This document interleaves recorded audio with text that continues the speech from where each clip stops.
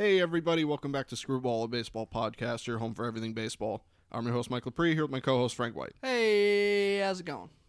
Now we're going to do a quick update episode based on the new season rules that we have been given in the last week or so. We uploaded last week's episode and recorded it before the official rules had come out for the 2020 season and the official changes. So we wanted to give a quick update and give our opinions on how we feel the 2020 season is going to shape up in its current, now we have a confirmed form. And we're going to go almost how we did last week, topic by topic, with similar topics now that we have confirmations on the universal DH, season length, and stuff like that. So we're just going to quickly, we're going to give our opinions, we're going to discuss a little bit, and we're going to see how we think the season is going to shape up with all these new and improved rules. So first off, like we did last week, we're going to start off with the universal DH. Last week we had thought that it might come into play for this season and next season, but we can confirm that it's just this season so far. So what do you think? I mean, we kind of have the same opinions, I'm sure. But what, any thoughts, anything you want to add to what we talked about last week? Yeah, I mean, a lot of our opinions we kind of gave last week, so it's going to be similar kind of information. But, yeah, I mean, they announced a new season, which is great. We actually have baseball coming back, which is fantastic as of now. And universal DH for this year, as we mentioned, we thought this was going to be like a testing year. They only have 60 games. No one can really complain about testing because you're just happy baseball's back. So they kind of found a loophole almost in the fans to test some of these things. Obviously, I'm not a big fan of the universal DH. I like the separate leagues, rules, the strategy that it brings. It is what it is. It's cool to see. It's cool. It's brand new. National League never had it. So we'll see. It should bring a little bit of excitement and some. It's gonna change some teams. Yeah. Some teams are built for it already in the NL, or not really built for it, but just kind of got lucky that they're set up that way. Some teams are gonna be have a question mark there, I think, all year, but it's gonna cause some trade deadline moves or even free agent moves still.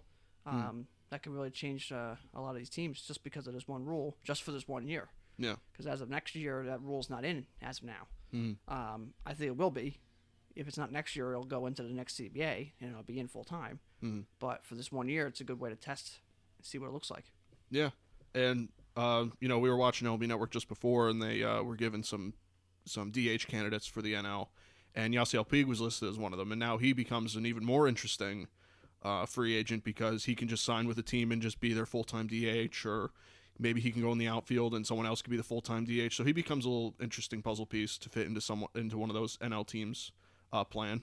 And I think there's a lot of players like they listed too. There were some kind of prospects that they listed that could be good DH candidates. Yeah, I mean, you got some teams out there that are going to be in great position. I mean, the Rockies, I think the Cardinals. The Cardinals already have outfield surplus. Wouldn't it be fantastic if the Cardinals would just trade for Pujols for this year and have him come back a DH for him? Oh my God! Maybe save Molina's legs this year a little bit. Let him DH a little bit. Yeah, that would help. There's a lot of things that are going to help this year. Help some of these teams.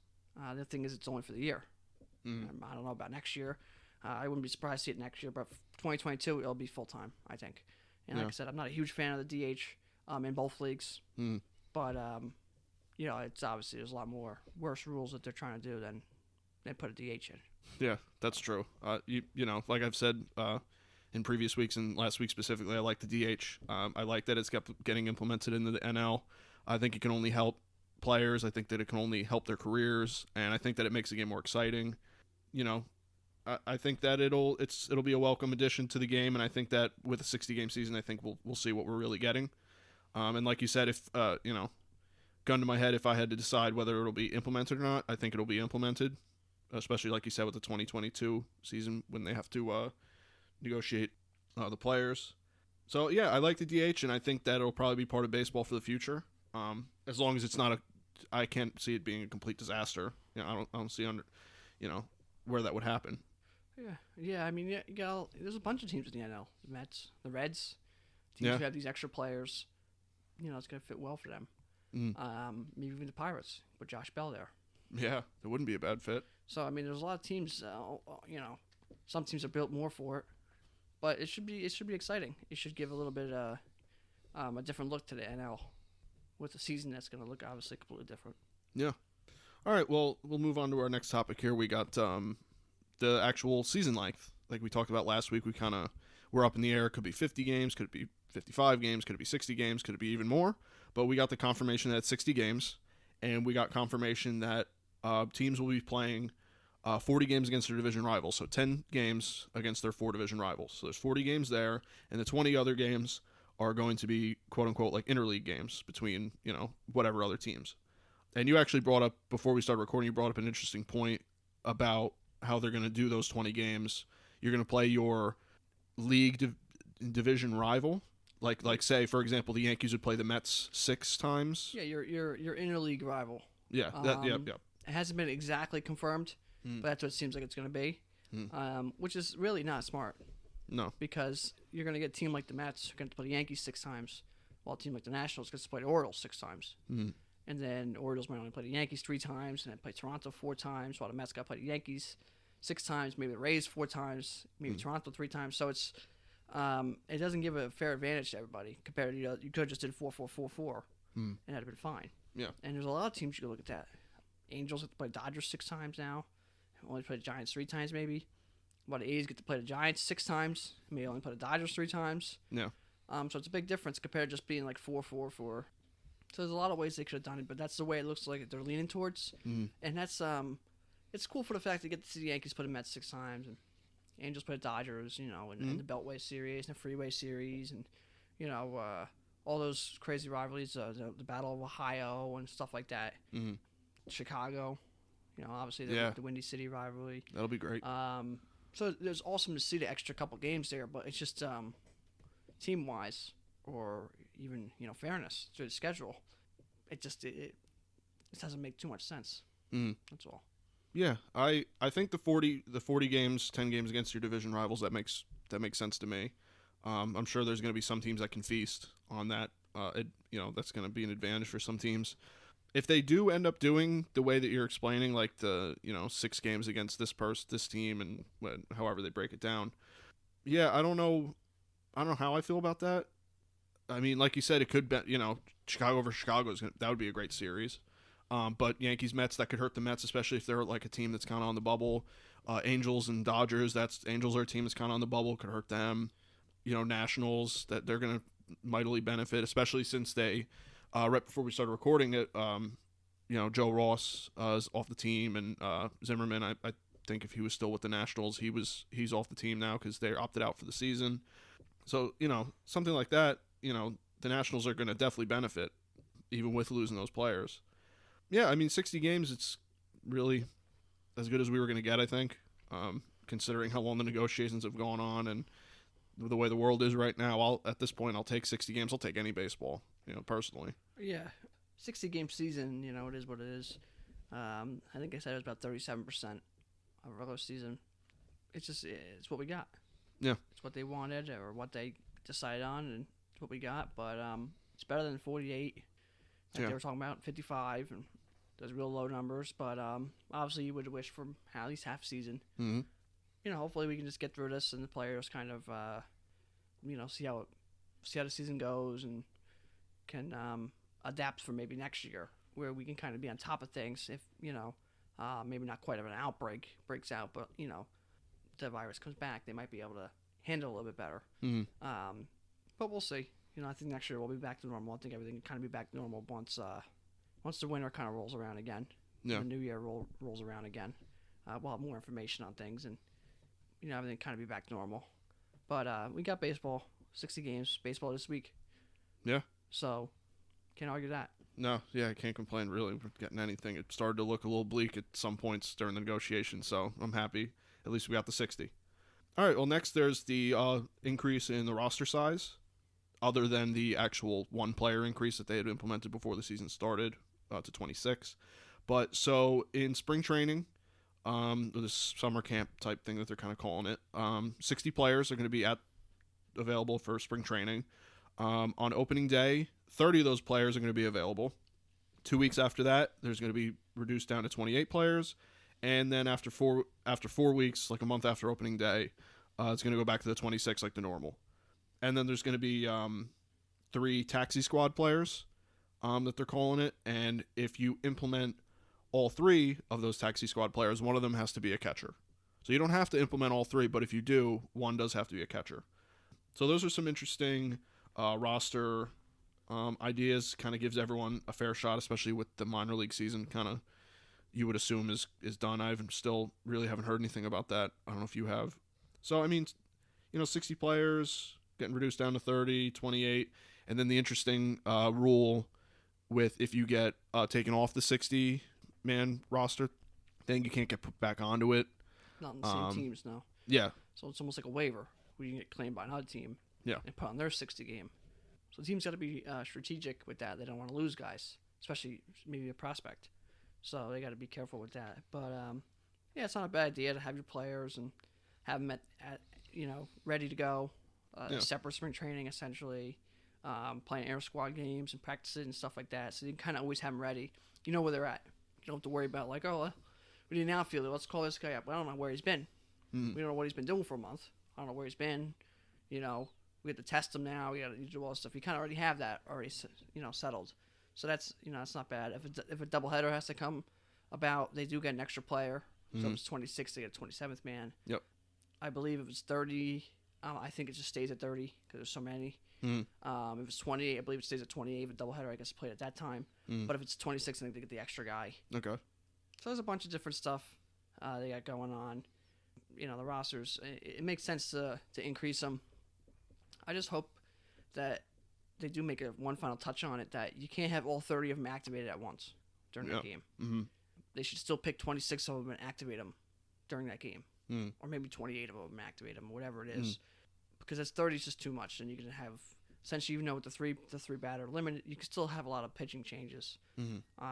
Plus, that's just a lot of players to have around each other at times, especially with everything going on. I think having 26 of them activated, they can still be in the dugout. They can still be in the clubhouse. You can't use them, like a football game. You have 60-man roster, but only 53 of them are activated when the game starts. The other 7 guys are still on the field, on the sidelines. So you just can't play. So I think maybe they'll do something like that, but I don't know. But increasing the rosters is fine, and obviously going down as the season goes on makes a lot of sense. So that's one of the few rules, one of the few changes that actually MLB made. Did a good job, made sense. Compared to some of these other ones that they talked about or they wanted to do, where it's just head scratching.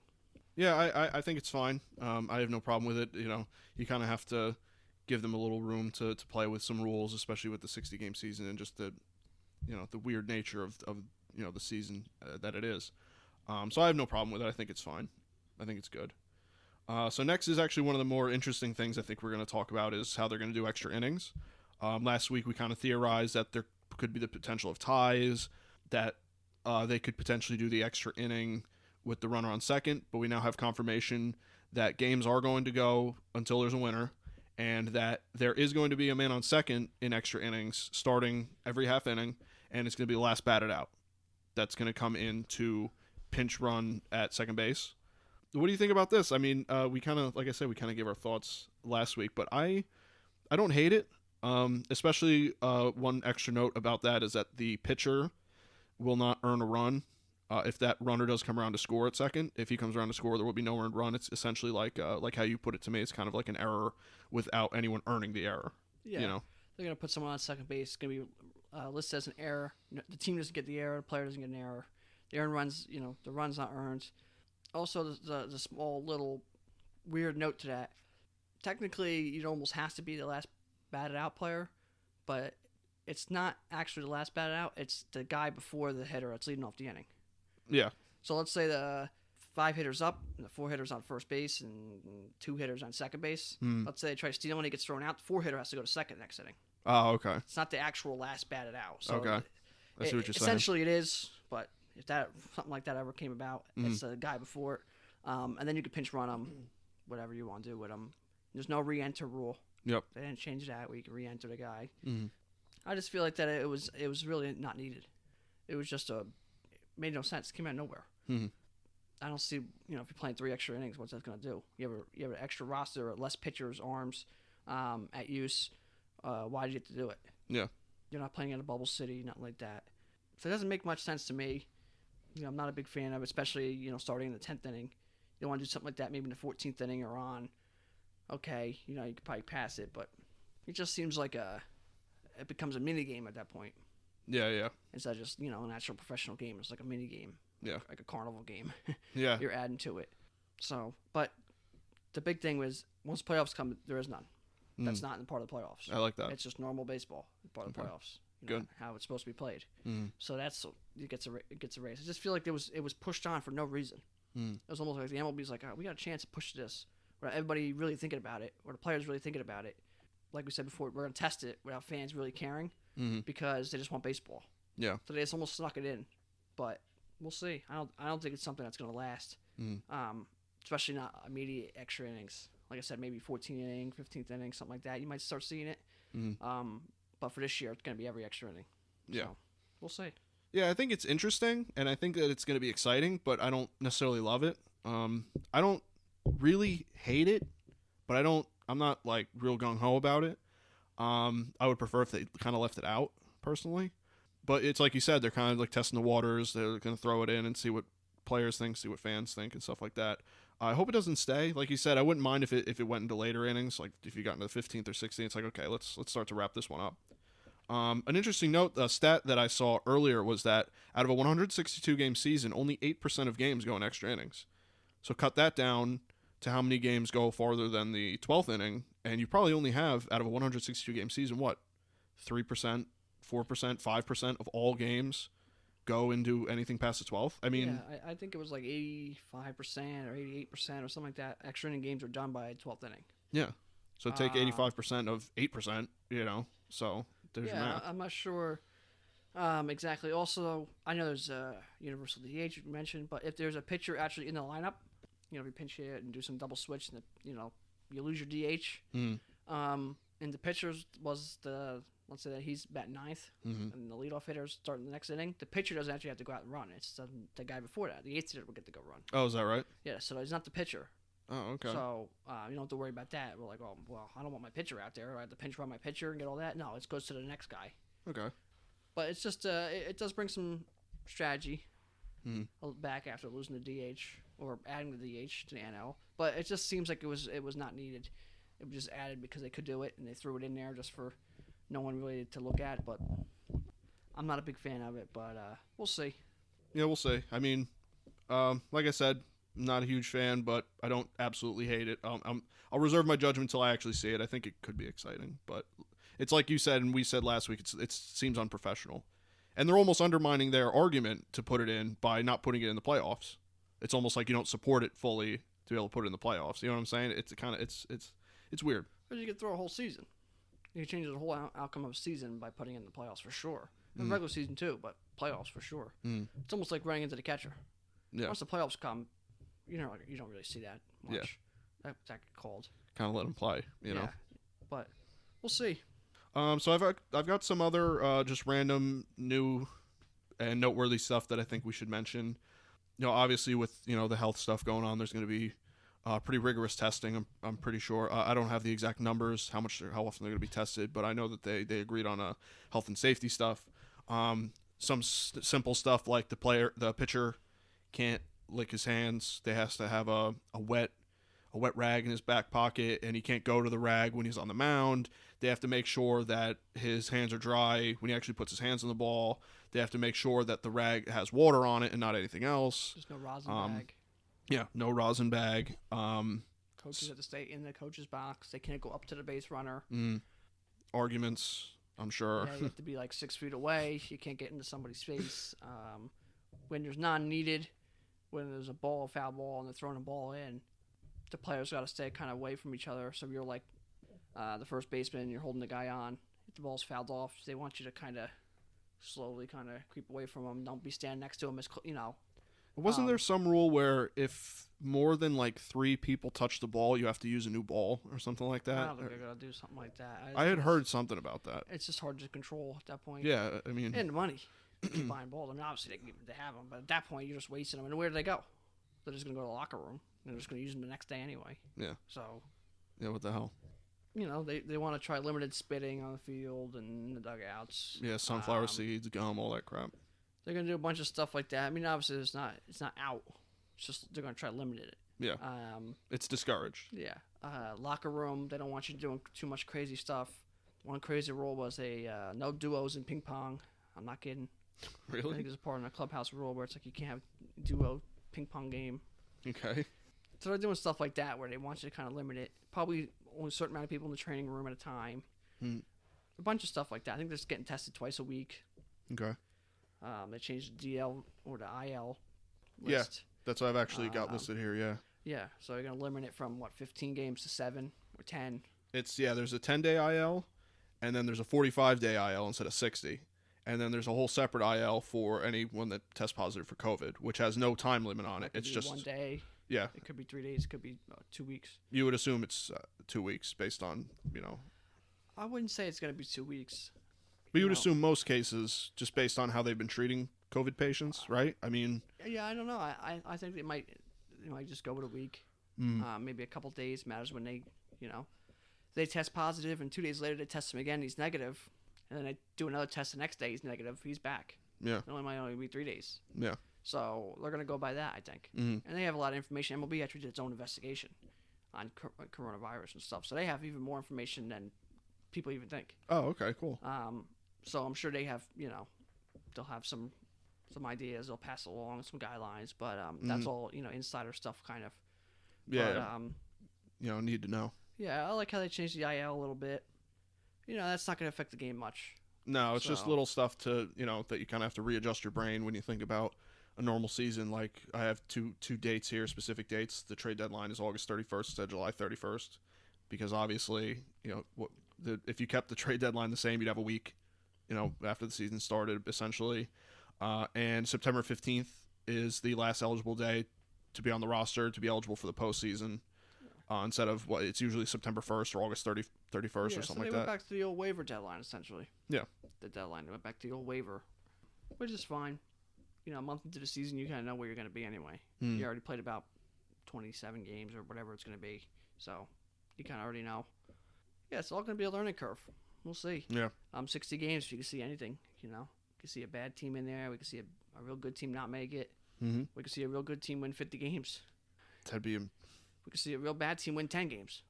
Draft order next year should be weird. Playoffs this year should be weird. Yeah. Some states who are doing all right, they'll let 25% fans in. Mm-hmm. So we should, we're going to see. It's going to be all crazy. I know there's one thing that they truly messed up on, and I blame that to the MLB and the teams themselves, is that they're still going to black out markets, which the blackout comes down to selling out games. Well, there's no fans. How could you sell out a game? Yeah. So they're still going to black out markets. So you want to improve the game and viewership, but you're going to black out people from watching from their own team, from their own market. That doesn't make no sense. I don't understand. To me. I never understood blackout to begin with. Yeah. Why are you blacking out teams? You want to increase popularity, but you're going to not let certain people watch. People who are in that area watch. Yeah. It doesn't make sense to me. Yeah, I agree. Especially with the way this season is, you should probably just waive something like that for 60 games. I think you can just let all the markets. Why can't, at the very least this year, just let the season ticket plan or whatever the TV plan is on MLB Network, where we can buy your team. Every game's on TV. Yeah. No blackouts. Every game's on TV. Mm-hmm. Like every single one. Mm-hmm. You go down and you go to the MLB Network channel or whatever, and it's like 15 channels where it's like, game 1, game 2, game 3. All those have all the games on. You might get a couple. You're gonna get more people to watch this season. You might grab more followers next year. Yeah. You might get somebody to watch. Oh, who's this guy? Oh, that's Mike Trout. Oh, all right. Yeah. You might get someone to learn something about the game. Mm-hmm. You might grab more followers. More viewers, like a NASCAR did. They didn't Yeah. change any rules really. No. They really didn't add no rules or change any rules for the comeback. Mm-mm. And they gained so much popularity. Yeah, they did. NASCAR's talked about now in these last couple of weeks, more than really I think they've been in months. Which is great. Yeah, and as a fan, I like it, but Yeah. I think baseball really missed a chance there. I don't understand the blackout market, and I didn't like that. But there must be some financial reason behind it that they. I think it's the TV deals. Mm-hmm. They probably don't make enough money to care about it. I don't know what it is. Yeah. But how could you grow the popularity of the game and not let people watch it? Or go you obviously can't go buy a ticket in most places. Yeah. So now you're not going to be able to watch them. Fantasy leagues are kind of messed up, so people aren't going to be keeping up with it. So really, you had a chance to be like, all right, here's the games on TV. So the people we might have lost in fantasy or whatever, you can still keep up with the game, but now you can't. Yeah. So it's like, what are you doing? Yeah. You're hurting your viewership. You wonder why your viewership's going down. Well, you're blacking out every team. Yeah. You're the guy's trying to watch a team in his own market and he can't watch it. Yeah. You know? Oh, baseball's back. Well, he hasn't. What's the matter to him? Yeah. What's the matter to him? He can't watch it. Yeah. They're just showing highlights of old games. Yeah, it didn't matter if baseball was on for the first 60 games. Mm-hmm. He couldn't watch them then. We can't watch them now. Yeah, so what does it matter? So what's he going to go look in the paper or on his phone to see who won? What's that do? Or pay an arm and a leg to pay for the service to watch it all? Yeah, who knows? He might not have been working for 3 months. Mm-hmm. So it doesn't make sense. Why Yeah. black out teams? There should not be the blackout. They should just let all the teams be on TV. And that should be even a normal season. Maybe not all teams, but a normal season, your team should be on. There should be no blackouts. Mm. That's how you increase viewership. It Yeah. should be promoted that it's on TV. Yeah. Not take it away from you. Especially because I have written down here they're going to be the first of the big four sports to return. And that's a big thing. Yeah, last one to sign off and first one to come back. Which I didn't. If you had told me that a month ago, I would have called you a liar. But hey, I'll take it. But you're not gonna be able to watch them in certain markets. Yeah, It doesn't make sense. yeah. Really, I think the MLB really messed up, and that's part of their marketing. They got to figure out how to not black out some of these markets. Even if you have to have blackouts for whatever reason, even if it's limited. Yeah. We can limit the blackouts to get more people to watch. What's it hurt? What is it? The network puts your button, puts the game on. What does that hurt? Yeah. It's a way, I guess, to make some more money that they don't need. Yeah, I would like to know the financials and the decision making behind that. I would like to. There's I'd a lot be of curious. Sport. Every sport has blackouts, but it just doesn't make sense, especially this year, to black out. Yeah, it should be an exception this year. You'd think. But it really shouldn't be blackouts ever. It just doesn't make sense how you can grow popularity but not let your people watch them. Just the last little tidbit here I have written down for my news is Blue Jays fans out there. They're not sure about playing at the Rogers Center as of right now with Canada's and the United States rules with entering and re-entering, the country. As of right now, I saw a rumor they could play at AAA Buffalo because it's similar geographical site. You had mentioned the spring training facility. So just a little, that's still up in the air. Obviously, the stuff we talked about with the games, with the interleague games is still up in the air because we have no schedule. So those are little things I'd like to bring up just in case, there's any Blue Jays fans out there and you don't have to, watch your team play at your own stadium is going to be a little weird. But other than that, unless there's anything that I'm missing, any little stuff, any little rule changes or health and safety stuff, like we said, there's no, they're discouraging the spitting and stuff with the pitchers and I mean, there's some other stuff that we could really dive into. We're just getting into too many details and too much crazy stuff. Yeah. But that's the majority of the rules. There's not going to be as much for spring training as I keep talking about. Yeah. You can only have 3 expedition games against another team. That's the max. They recommend you play a team that you're going to play early in the season. You can play as many inter-squad games as you want. So there's not going to be a bunch of spring training games on TV. You don't have to worry about that. It's going to be a lot more just like personal training, in-team training. Getting everyone back into shape. Yeah, so I mean, we're going to have quite a season. What are we going to see? Someone going to bat 400, someone going to bat 450, someone going to 30 home runs. That'd be pretty cool. How many people batting 300? Someone going to bat 100. Someone going to bat under 100. Oh my God. Chris Davis. God forbid. Jose Ramirez, a slow start guy. Is he going to be fine this year because they're not starting at the beginning of the year? Or is he still going to have a 30-game, 40-game slow start and bat 200 this year? Mookie Betts on a free agent year. What's he do? You can't argue next year when he goes to free agency. Well, I hit 30 home runs this year. Well, he had 6 this year. Yeah. Well, I only played 60 games. Well, whose fault's that? Yeah. So how do you argue a contract next year? So it's gonna be quite a year trade deadline. Some of these teams might make trades that they might not have made with a full season, especially with DH this year. Yeah. So it's gonna be quite a season to watch. It's gonna be interesting With all the other sports going on at the same time too, and all the stuff going on around the world, coronavirus and some political and social movements and stuff like that. So it should be crazy. Yeah, I'm excited though. We're less than a month away at this point, which is crazy to say. Yeah, so baseball's back this week. Yep. Have people working out and getting in shape, and we're gonna hear about 70,000 players are in the best shape of their lives. We hear that a couple times this year. Yeah. We should see trade reports already about players, and a few players not deciding to opt out, which we all knew that was coming. Yeah, we've already, as of recording, we've already got 3 of them that have opted out. 3 of the bigger players or more named players: Mike Leake, Zimmerman, Joe Ross. Yeah. As expected, you expect some of the players to opt out. It is what it is. Mm-hmm. They're gonna make a. There's something they're working on now. Can they come back if things get better in a month? Mm-hmm. Ryan Zimmerman says, you know what? Things are better now. Can I come back and join? Mm-hmm. I'm back before September 15th. I'll be on the playoff roster. That's stuff that baseball is trying to work out right now at the Players Association. Yeah. I don't think it's a bad idea if things clear up. They get tested, they get passed, they're fine. As long as they're on the 60-man roster, you could use a spot for them. Yeah. Yeah, that's interesting, especially for contractual reasons. How do players get paid at that point, if at all? If you don't show up, you shouldn't get paid. Yeah. If you don't play, you shouldn't get paid. Not that you're injured, you just, you shouldn't get paid for that year. It should be simple. I wonder if they have a clause or something like that in their contracts. If God forbid, something like this were to, not something like this, but something a worldly problem. I wonder if there's some sort of clause. Yeah, maybe they get like $75,000 this year or something, just an income. Yeah. But I'm not sure. They get very limited contract. I don't know, but that's all stuff they're working out right now. So that could be come out. The full schedule should come out soon.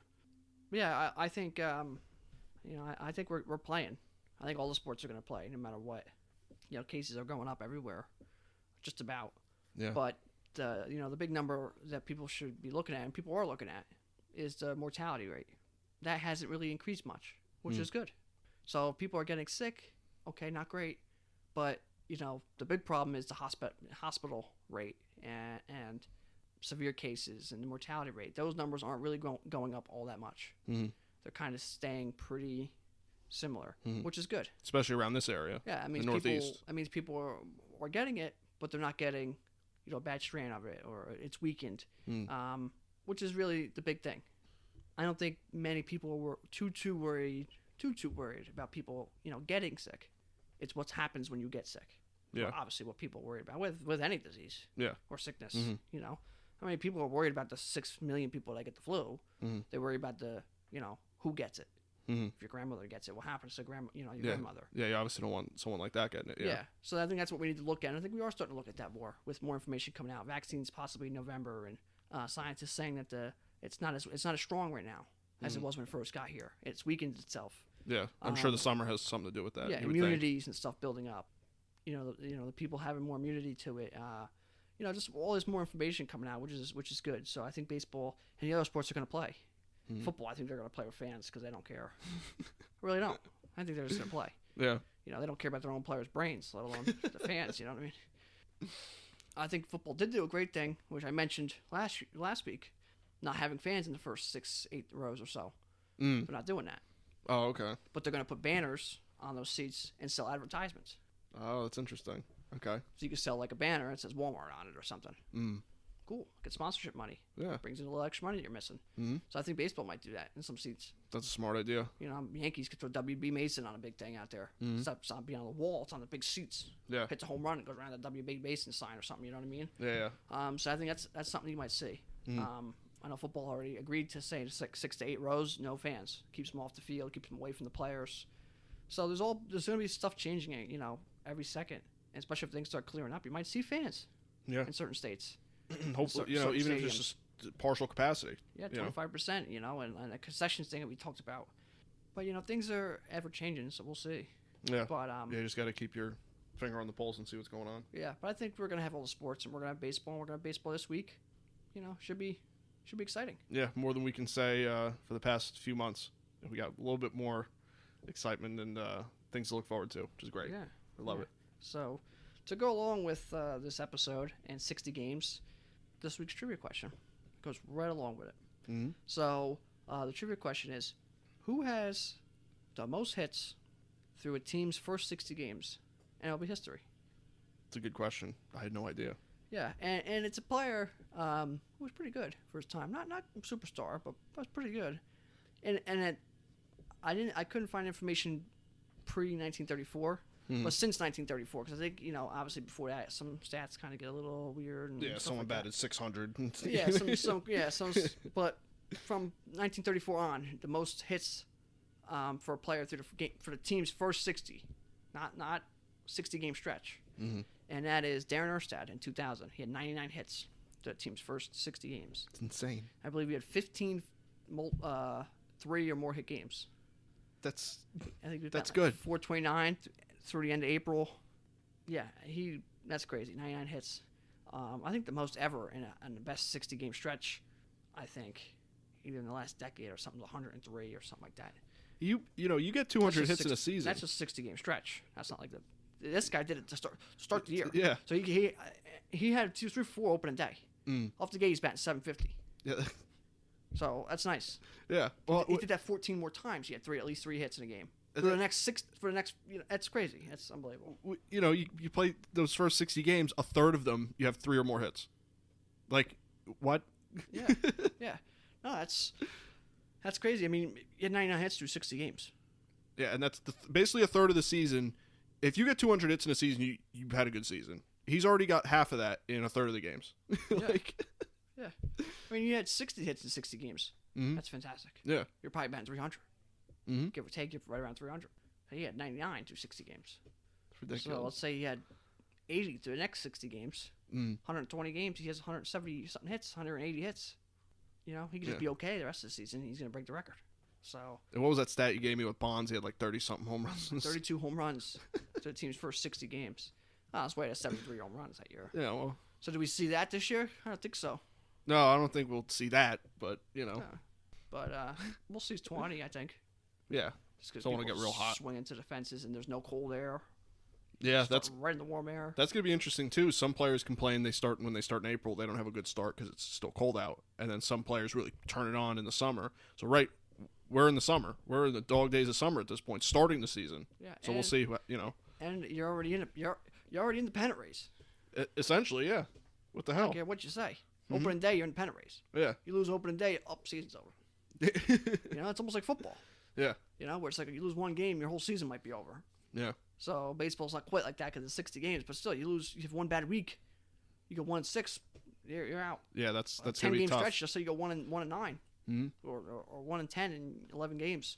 Your season is over. Yeah, that's a 6 of the games, and you only got one win to show for it. You got to go 9-1 just to get to 500. Yeah. So it's gonna be intense right out the gate. Mm-hmm. One guy gets hurt and goes on the 15-day or 10-day DL. That's 10 games. Yep. You're the Angels. Mike Trout misses 10 games. What do you do? Yeah. You better hope you win 4 or 5 of them, or you might be done. Yeah. Yeah. So, missing your superstar for sure. Yeah. So we'll see. I mean, it's gonna be a crazy season, but a season. Well, yeah. Some baseball at all. Yeah. No All-Star game, which is a shame. I kind of hope that baseball would put together a plan where the opening day or 2 days before opening day they would let the All-Stars from last year, or have fans vote now. And they would start the season with an opening day. Well, start the season with an All-Star game. Yeah, that would have been cool. It's right around that time. An exhibition game, and all the All-Stars, fans voted for it to go watch, or want to watch on TV. You go at Dodger Stadium where it's supposed to be played. It's just a good way to bring the game back. Yeah. Big show, fireworks, market the game. Yeah. It would be like the big event, the big 4 come back. So I thought that would have been a cool thing. Yeah, the big welcome back event. Yeah, but they obviously, went against it for, certain reasons. You don't want people traveling and stuff like that. But it would have been a cool thing to see. Yeah, I agree.